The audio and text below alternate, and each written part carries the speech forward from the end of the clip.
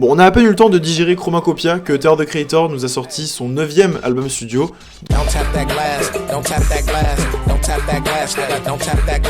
Avec un album sorti il y a moins d'un an et une tournée toujours en cours, il faut dire qu'on était loin de s'attendre à des nouvelles de Tyler de sitôt. Et pourtant, le rappeur californien, jugeant l'été peut-être trop mou et son public trop timide, a décidé le 21 juillet de relancer les hostilités avec un album censé faire bouger quiconque prendrait le temps d'y tendre une oreille, et je crois bien que c'est mission réussie. Et il faut dire que tout est allé très vite, ça a commencé par une série de photos sur son compte Instagram annonçant la date d'un événement pour le 21 juillet. Bon, j'avoue que j'étais pas du tout parti sur un album à la base, je me suis dit que ça allait être encore une collection Louis Vuitton ou à la limite le clip de Sticky, donc j'ai pas tant prêté attention. Et puis boum, il y a des grosses statues qui font leur apparition, un site web, du merch, et là j'ai commencé à comprendre que ce qui se passait était très réel pour le coup. Tout ça se déroule quelques jours seulement avant la date annoncée par Tyler, the Creator, qui comme à son habitude opte pour des rollouts courts mais toujours très efficaces. Et malgré le peu d'éléments à notre disposition, il était possible de se faire une idée concernant le projet à venir. Par exemple, la statue de Don't Tap the Glass présente des références plus qu'évidentes à des artistes comme LL Cool J et Ludacris, ce qui nous donne un indice clair de genre et de temporalité, tout comme le site web ayant accompagné l'annonce reprenant l'esthétique d'un internet des années fin 90-2000 via son interface et sa voix volontairement robotique, ou encore une promo se voulant traditionnelle dans son approche en favorisant l'affichage de rue et l'utilisation de panneaux gigantesques. C'était donc hyper facile de parier sur une espèce de mixtape rap R&B qui allait beaucoup s'inspirer de la fin du 20e et début du 21e siècle, d'autant plus lorsqu'on se penche sur les discours tenus par Tyler, the Creator depuis quelques années, c'est un peu comme si il nous indiquait clairement l'une des directions qu'allait prendre sa carrière. Que ce soit le nombre de fois où il a compté son amour pour le rap en interview, toutes les références qu'il met en avant dans sa musique ou sur ses réseaux, l'existence même de Call Me If You Get Lost est aussi une preuve majeure de son attachement à une scène et une époque précise. On est sur un album qui se veut très contemporain mais qui utilise des codes assumés des mixtape rap des années 2000 avec notamment un DJ Drama qui sert de speaker tout le long de l'album, et on peut même pousser jusqu'à la réédition The Estate Sale dans laquelle on retrouvait Stuntman ou Boyfriend Girlfriend, des morceaux 100% tirés du rap californien des années 90-2000. Même chose pour sa reprise de Hey Now de Kendrick Lamar et sa récente collaboration avec Clips, duo emblématique du début du siècle, le tout sur un exercice rap dit traditionnel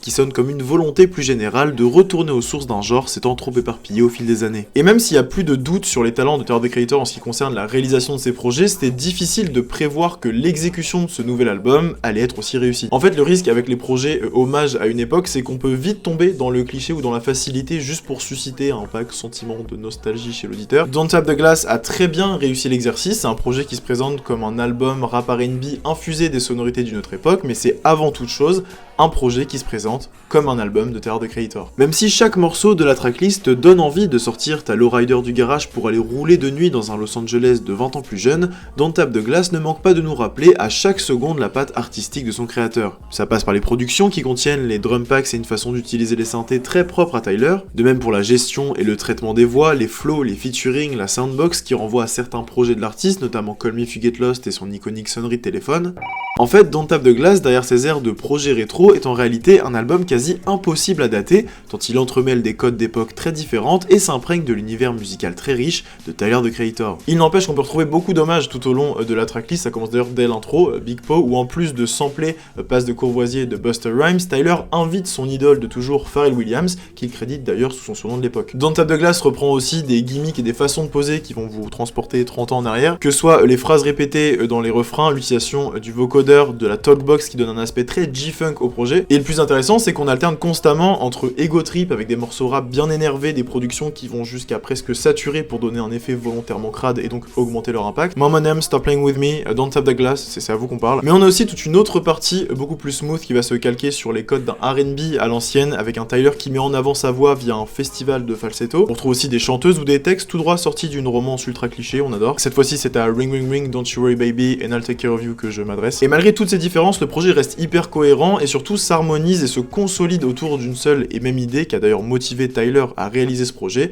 c'est celle de faire danser les gens. Dans un communiqué publié juste après la sortie de Don't Tap the Glass, Tyler, the Creator nous partageait la frustration qu'il ressentait en voyant que certaines personnes n'osaient pas s'amuser et laisser leur corps s'exprimer par peur d'être jugés, filmés ou par simple manque de confiance en soi. C'est de là que part ce nouvel album et c'est pour ça que Tyler a souhaité l'accompagner d'une sorte de mode d'emploi qui montrerait aux gens ce qu'on attend d'eux lorsqu'ils lancent Don't Tap the Glass. Glass. Cela s'est confirmé par les différentes soirées organisées par l'artiste ayant pour but de créer un moment de rencontre, de partage et de festivité autour d'un album contenant déjà dans sa recette tous les ingrédients nécessaires pour laisser la musique prendre le dessus sur le regard des autres. Et c'est aussi un message fort de la part de Tyler, the Creator, qui est connu pour avoir une communauté de fans hyper invasive, hyper investie, qui va essayer de suranalyser le moindre de ses mouvements, disséquer sa musique pour essayer de connecter telle sonorité avec un projet passé. Je vous ai vu là vouloir dire que Don't Tap the Glass c'était un mélange de Cherry Bomb et de Igor, bande de malades. Tyler, the Creator l'a très bien dit lui-même, c'est un album qui va droit au but. Pas besoin d'analyser, pas besoin de surinterpréter ce qui se passe à l'intérieur, il faut juste profiter de la musique. C'est aussi valable pour les médias que Tyler a ouvertement confrontés pour leur constante recherche d'interaction